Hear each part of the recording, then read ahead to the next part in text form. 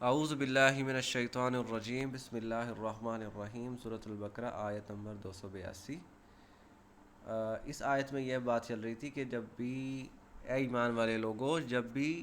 لین دین کا معاملہ ہو ایک خاص وقت تک، یعنی ادھار کا معاملہ ہو، تو اسے لکھ لیا کرو، اور جو تمہارے درمیان کاتب موجود ہے اسے چاہیے کہ وہ یہ معاملہ عدل سے لکھے،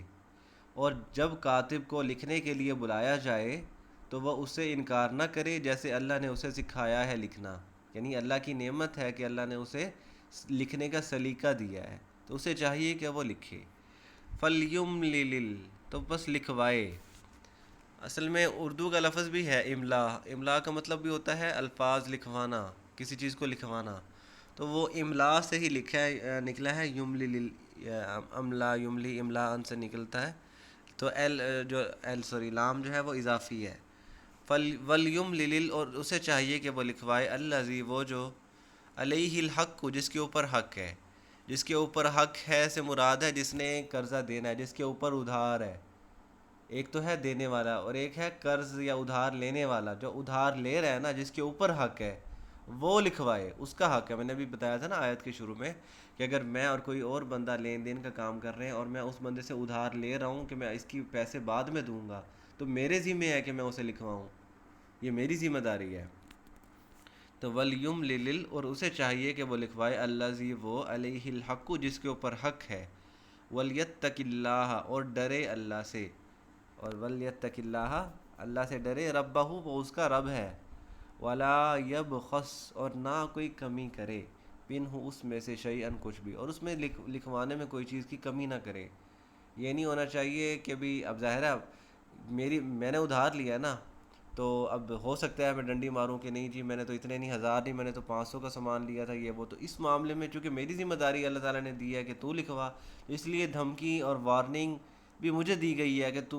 میں کم نہ کروں، اس معاملے میں کوئی کمی نہ کروں، اللہ سے ڈرتا رہوں کہ اللہ میرا رب ہے اور اس معاملے میں کوئی چیز کمی نہ کروں۔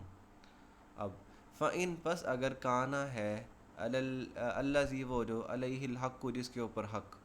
یعنی وہ بندہ جس کے اوپر حق ہے، یعنی جیسے میں نے اپنی مثال دی تھی کہ جیسے میں نے ادھار لیا، تو اگر میرے بارے میں یہ کہا جا رہا ہے، اگر وہ یا ادھار لینے والا وہ جو ہے سفیہن، بیوقوف، سفیہ کہتے ہیں بیوقوف، ہم نے پڑھا تھا نا، سیقول السفہاء، ان قریب یہ بیوقوف لوگ کہیں گے، تو سفیہن، بیوقوف، جسے نہیں پتہ، لکھنا پڑھنا نہیں جانتا، او ضعیفن، یا کمزور ہے،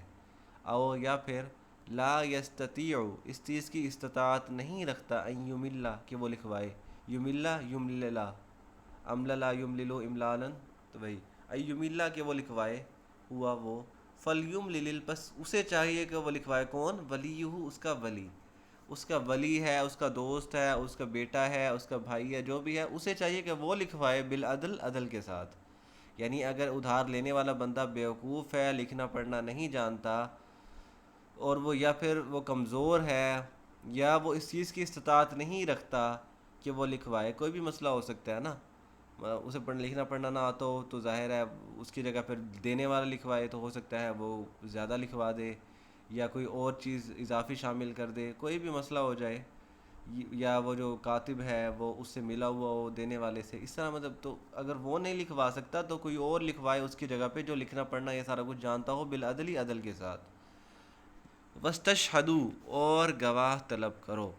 میں نے بتایا تھا عام لفظ کے ساتھ جب الف سین تے شروع میں لگتا ہے تو اس کا مطلب ہوتا ہے طلب کرنا، جیسے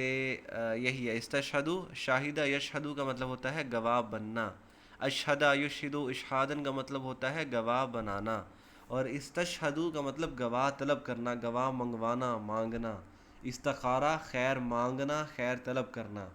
اس طرح آتا ہے استعمال، ہم اردو میں لفظ استعمال کرتے ہیں نا، ہاں استعمال، استعمال کا مطلب ہوتا ہے عمل میں مانگنا، عمل مانگنا کسی چیز کا، تو وہی۔ شہیدینی، دو گواہ، شہید ایک، شہیدینی، دو گواہ، من رجالکم، تمہارے مردوں میں سے، تمہارے بندے جو ہیں نا مرد ہیں، ان میں سے دو گواہ بنائے جائیں، دو گواہ کا ہونا لازمی ہے۔ تو ابھی آیت ادھوری ہے، ہم انشاءاللہ اس کا حصہ بعد میں پڑھیں گے، وما علینا الا البلاغ المبین۔